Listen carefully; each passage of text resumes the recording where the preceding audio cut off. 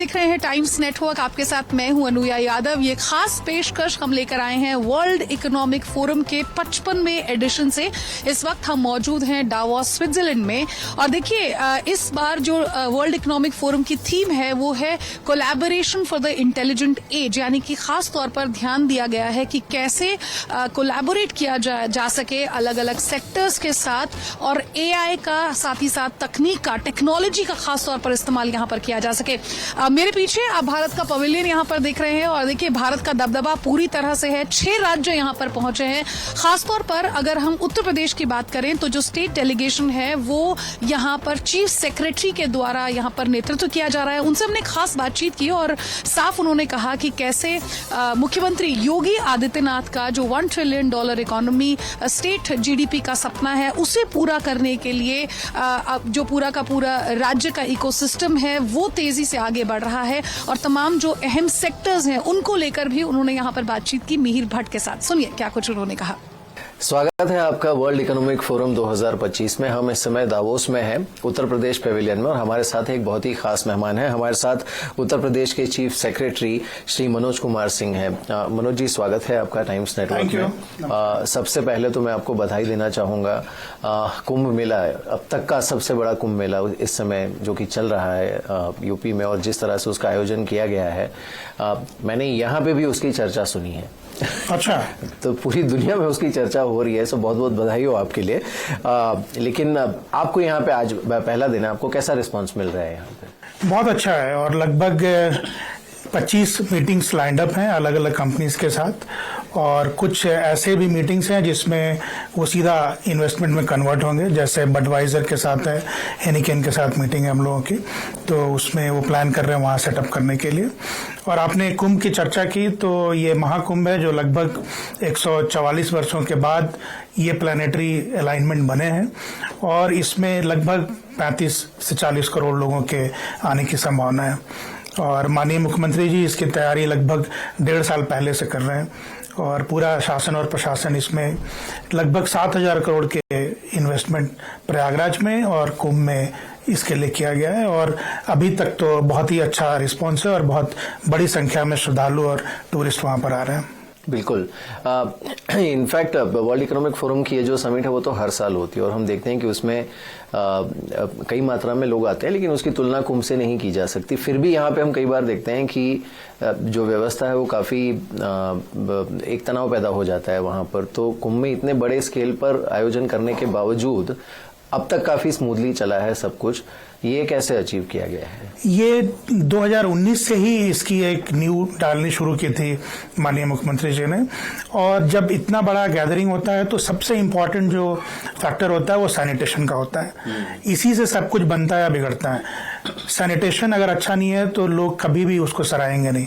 तो 2019 के कुंभ में ये टारगेट था कि सैनिटेशन बहुत अच्छा किया जाए, तो बिल्कुल ओपन डेफिकेशन फ्री किया गया था और लगभग 1,14,000 सैनिटरी टॉयलेट्स बनाए गए थे और उसमें नीचे टैंक, सिंटेक्स टैंक के रूप में इस्तेमाल किया गया था।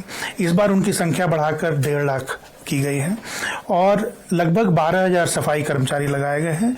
हर 70 मीटर पे, कुंभ के अंदर जो लगभग 600 किलोमीटर की सड़कें बनी हैं उसमें हर 70 मीटर पे आपको लाइनर के साथ डस्टबिन वगैरह मिलेंगे।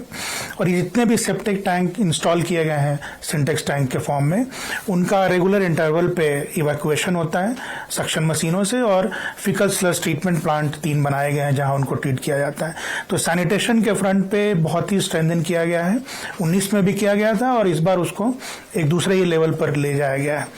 दूसरा फीचर सिक्योरिटी का होता है। सैनिटेशन है, अगर सिक्योरिटी अच्छा नहीं है तब भी लोग अप्रिशिएट नहीं करते। तो इस बार काफी लंबाई में, यानी 12 किलोमीटर की लंबाई में घाटों का निर्माण किया गया है। पिछले कुंभ तक ये 8 किलोमीटर हुआ करते थे और इसकी वजह से दोनों तरफ लगभग 24 किलोमीटर का दायरे में लोग स्नान कर सकते हैं। तो जो जिस दिशा से आ रहा है, मिर्जापुर से आ रहा है, कौसाम्बी से आ रहा है, वो अपने ही डायरेक्शन में जो सबसे पहला घाट पड़ रहा है वहां पर वो स्नान कर सकते हैं। एक लालसा लोगों को रहती है सबको संगम तक आने की, और ये हम लोगों ने देखा कि जो पौष पूर्णिमा था और मकर संक्रांति, तो उसमें काफी भीड़ संगम पर आ गई थी। हम लोग ये पूरी तैयारी करते हैं तो बेसिकली मौनी अमावस्या को ध्यान में रखकर करते हैं, क्योंकि वो 7 करोड़ 8 करोड़ लोग उस दिन आएंगे। तो बेसिकली ये जो हुआ मकर संक्रांति में ये एक रिहर्सल सा हुआ उसका, क्योंकि पौष पूर्णिमा में जो लोग आए 13 को वो लौटे नहीं, तो 13 और 14 दोनों मिलकर एक अच्छी खासी भीड़ हो गई, लगभग 3 करोड़ 3.5 करोड़ लोगों की। तो ये सैनिटेशन, सिक्योरिटी और इस बार एक डिजिटल कुंभ का भी माननीय प्रधानमंत्री जी ने डायरेक्शंस दिए थे और माननीय मुख्यमंत्री जी ने उसको इम्प्लीमेंट भी कराया है। उसमें यह है कि लोगों को जो सुविधाएं दी जाती हैं, जो अखाड़े आते हैं और बाकी जो संस्थाएं आती हैं, तो उनको लैंड अलॉटमेंट से लेकर सारी सुविधाएं वो डिजिटल फॉर्म में उनको अप्लाई करना है और दिया गया है, ताकि एक ट्रांसपेरेंसी बनी रहे। खोया पाया वो भी पूरा QR कोड की वजह से चलाया जा रहा है। मेला क्षेत्र में लगभग 3000 कैमरे लगे हैं और 3 integrated control and command centres हैं, जहां से पुलिस और प्रशासन के लोग इसको मॉनिटर कर रहे हैं।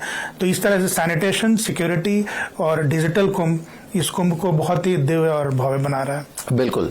दावोस की बात करते हैं। अब $1 ट्रिलियन की इकोनॉमी बनाने का जो एक लक्ष्य है उत्तर प्रदेश सरकार ने रखा है, और कई राज्य हैं जो इस तरह के अलग अलग लक्ष्य रखकर चल रहे हैं, लेकिन उत्तर प्रदेश इस दिशा में पर्टिकुलरली स्पेसिफिकली क्या क्या कदम उठा रहा है? आप यहाँ पे भी जो मीटिंग्स आप कर रहे हैं उसमें आपको कैसा रिस्पॉन्स मिल रहा है? ये 2 साल पहले $1 ट्रिलियन इकोनॉमी हमें अचीव करना है, ये लक्ष्य तय किया माननीय मुख्यमंत्री जी ने, और उसके बाद डेलॉयट कंपनी हायर की गई एज ए कंसल्टेंट, जो सभी विभाग, स्टेट के जो 70 विभाग हैं उनके साथ मिलकर काम कर रही है। एक स्टेट का रोड मैप है जो कि बेसिकली सभी डिपार्टमेंट्स के रोड मैप का ही एक समागम है, और आज की तारीख में उत्तर प्रदेश $317 बिलियन के साथ देश में दूसरी बड़ी इकोनॉमी है। $500 बिलियन पे महाराष्ट्र नंबर 1 पर है। लेकिन ये हम कैसे इसको $1 ट्रिलियन पे ले जाएंगे, इसके लिए प्राइमरी, सेकेंडरी और सर्विसेज तीनों ही सेक्टर के जो रेस्पेक्टिव डिपार्टमेंट्स हैं उनके लिए बहुत ही ऑब्जेक्टिव KPIs और जो भी क्राइटेरियाज हैं वो तय किए गए हैं और उनको अचीव करना है।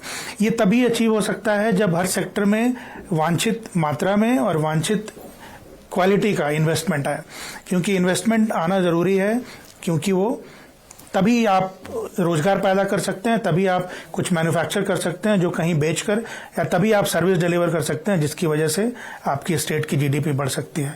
तो इस पे काफी विस्तार से काम हो रहा है और मुझे पूरी उम्मीद है कि जो तय सीमा है माननीय मुख्यमंत्री जी द्वारा अगले 5 साल में $1 ट्रिलियन पर पहुंचाने का, अभी तक पिछले 2 सालों में हम लोगों ने जो ग्रोथ रेट रखा है हुआ अचीव किया है वो नेशनल एवरेज से कहीं ऊपर है। तो हमें पूरी उम्मीद है कि हम लोग $1 ट्रिलियन तक पहुंचेंगे। बिल्कुल। दावोस में एक चीज देखने को मिलती है, जैसे उत्तर प्रदेश की अगर हम बात करें, एक तरफ जो इंफ्रास्ट्रक्चर है उस पर काफी काम हो रहा है, तो जो बुनियादी सुविधाएं हैं उसके सुधारने में काफी ज्यादा मेहनत और निवेश दोनों ही जा रहा है उत्तर प्रदेश में। दावोस जैसी जगह पे ये होता है कि उन परंपरागत कंपनियों के साथ साथ आप जो न्यू एज कंपनीज होती हैं, चाहे वो IT, AI, ब्लॉकचेन, इन सब टेक्नोलॉजी से जुड़ी हुई ग्लोबल कंपनीज के साथ आप रूबरू हो सकते हैं। तो उनसे किस तरह का रिस्पांस मिल रहा है? क्योंकि $1 ट्रिलियन की इकोनॉमी अगर बनाना हो तो उसमें सिर्फ बुनियादी निवेश करके काम नहीं चलेगा, आपको जो न्यू एज बिजनेसेस हैं, स्टार्टअप्स हैं या न्यू एज कंपनीज हैं, उनको भी उत्तर प्रदेश में लाना पड़ेगा। उस पर क्या कहेंगे? ये एक बहुत ही स्टैब्लिश प्रैक्टिस है और सोच भी है हमारी कि एग्रीकल्चर से हम लोग मैन्युफैक्चरिंग में जाते हैं, फिर सर्विसेज में जाते हैं। पूरी दुनिया ने ऐसा ही किया जो आज की तारीख में विकसित है। लेकिन उत्तर प्रदेश का जो एग्रीकल्चर है वो दुनिया के एग्रीकल्चर से बहुत अलग है। मैं आपको 1-2 आंकड़े देना चाहूंगा, और इसीलिए हम लोग एग्रीकल्चर पे आज की तारीख में भी एम्फेसिस करते हैं और आने वाले सालों में भी हमारे लिए एग्रीकल्चर एक मेन स्टे होगा। देखिए, पूरी दुनिया में सिर्फ 10% जमीन है जिस पे खेती होती है, और हिंदुस्तान में ये 45% जमीन पर खेती होती है, लेकिन यूपी में 75% जमीन पे खेती होती है। दुनिया में जो खेती है वो 21% इरिगेटेड है।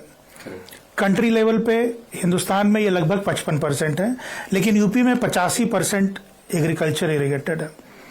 लगभग 2,63,00,000 किसान हैं, 8 करोड़ प्लॉट हैं, और 75% एरिया अंडर एग्रीकल्चर है, 86% इरिगेटेड एग्रीकल्चर है। तो ये हमारे लिए एग्रीकल्चर एक बहुत ही दूसरे तरह का है, और इस तरह का कोई भी राज्य या कोई भी देश जो एग्रीकल्चर में इतना स्ट्रेंथ रखता है इस मुकाम पर अभी नहीं आया।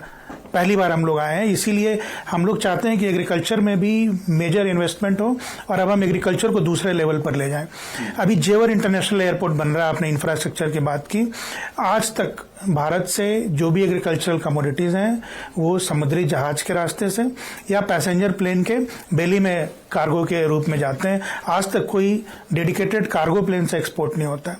हम लोग जेवर एयरपोर्ट के पास ये बना रहे हैं एक्सपोर्ट के लिए जोन, जिसमें कि दुनिया में कहीं भी एक्सपोर्ट करने के लिए जो ट्रीटमेंट चाहिए, जो टेस्टिंग फैसिलिटी चाहिए, वो एक जगह हो और सारे एग्रीकल्चरल कमोडिटीज खास करके फ्रूट्स एंड वेजिटेबल्स वहां से एक्सपोर्ट किया जा सके थ्रू कार्गो प्लेन दुनिया के अलग अलग हिस्सों में। क्योंकि हमारा ये मानना है कि अगर आप अपने से ज्यादा रिचर इकोनॉमी में अपने सामान को नहीं बेच सकते तो आप पैसा नहीं अर्न कर सकते, आपके लोग या आपके किसान उतना समृद्ध नहीं हो सकते।